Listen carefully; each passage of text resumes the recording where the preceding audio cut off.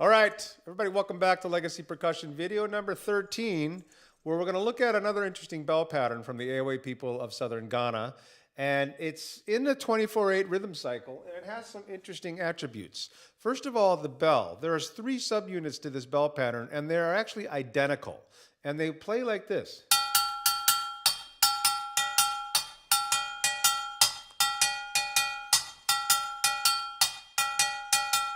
So it's easy to get lost even when the beat is happening, because it's like, which is the beat? Where is it? This is the kind of the meandering possibilities in how you can hear the phrase.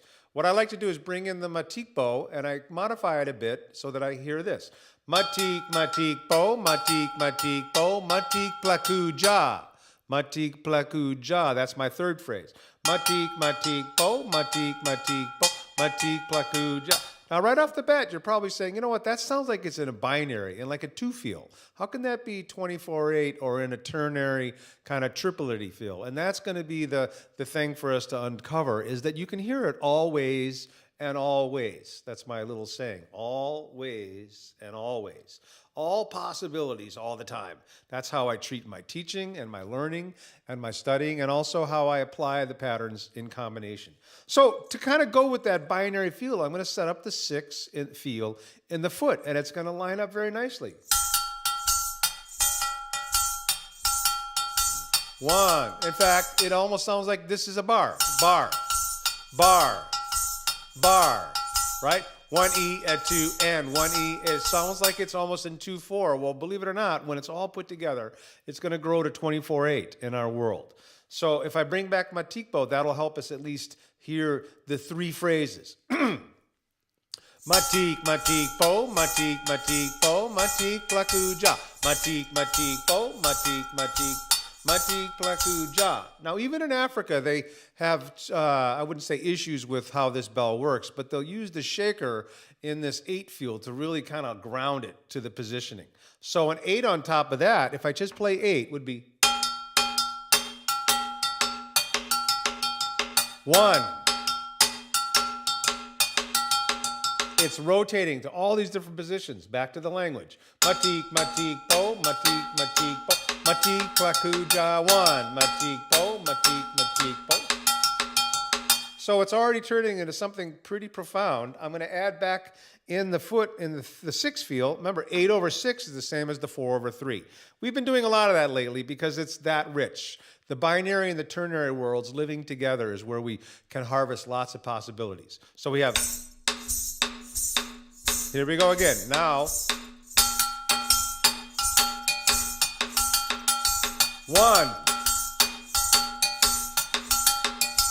Matik, matik, bo, matik, matik, bo, matik, plakuja. Now on drum set, I'm thinking of those as rim clicks on the snare drum, but then I said, you know what, I want to put a couple of tom hits in there, so I'm not able to get a good clean rim click. So let's just assume that's my rim click, and this is the mounted tom and maybe the floor tom. So I'm going to do this.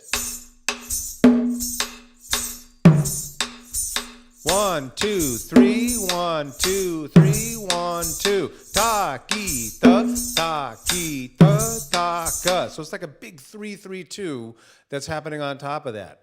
So you're starting to say, well, that sounds doable, and it is. But here's what it all comes together.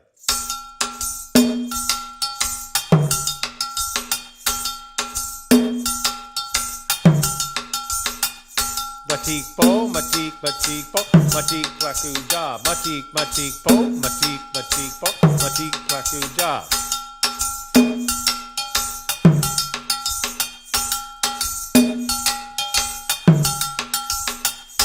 And already it's very danceable groove. Who cares what's got a kind of behind the scenes in some of this music? You know, if it sounds good and it's enjoyable, then more power to us. Now, that's just the beginning of the study. I started to realize, you know what? There are other things that I can do with the drum and the foot while retaining that bell. The bell is playing 3 subunits to create the 24/8, to create the one complete cycle. I thought it would be interesting to see what would happen if I played the Toto G rhythm with the foot, so while that bell is happening, and this is what we get. 1. And I said, okay, well, wait a minute. How about some kagan? I'll play the kagan on this drum for now, but it's going to be this.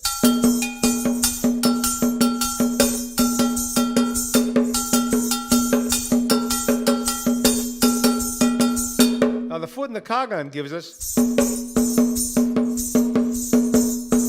now.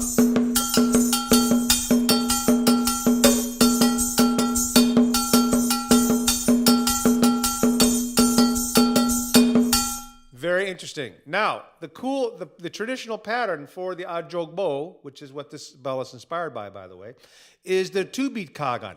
Karan ka kagan. So karan ka kagan, karan ka kagan, karan ka kagan. So these two guys are going to work in tangent. A 2-bar phrase, a two-stroke phrase here, 2 patterns here, 4 patterns here. Repeat. And then I discovered that when I bring back the Adzogbo bell, I'm actually creating a 4/3/2 simultaneously, not as individual hits, but as actual pattern making, if that makes sense. I'm doing 3 of these guys, 2, 3. There's the pattern in 3, the 3 groups. This I'm doing in 2 sets. G, to, G. Second one, G, to, G. All of that fitting inside the bell. The kagan, I got to do 4 of those.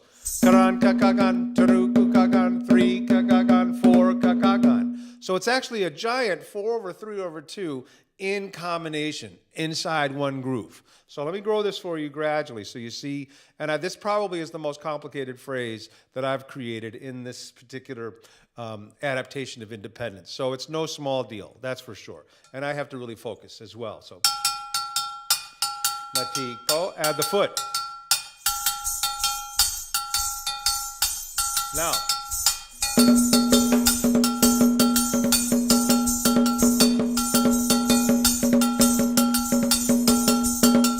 one.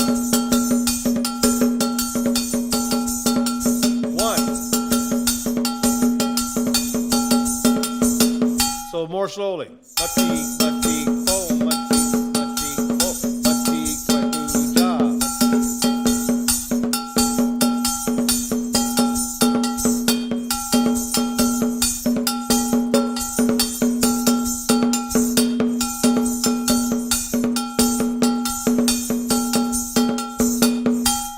So you really need to accept the truth because it's true in life. The truth will set you free. And there's eliminating all your cultural memory, all your wanting to put things where you think they belong and freeing your mind and kind of treating these as a yogic meditation where you really start to own the phrases by way of the language and the surrendering of all your being, not surrendering as in I give up, but surrendering and allowing it to flow through you and allowing it to come out and taking your time. These are big ideas that take lots of time. The deeper the roots, the taller the tree. Okay, that's Adzogbo, just a couple of ideas. Check out the links to the traditional music and some of the transcriptions. Talk to you soon. All the best. Take care.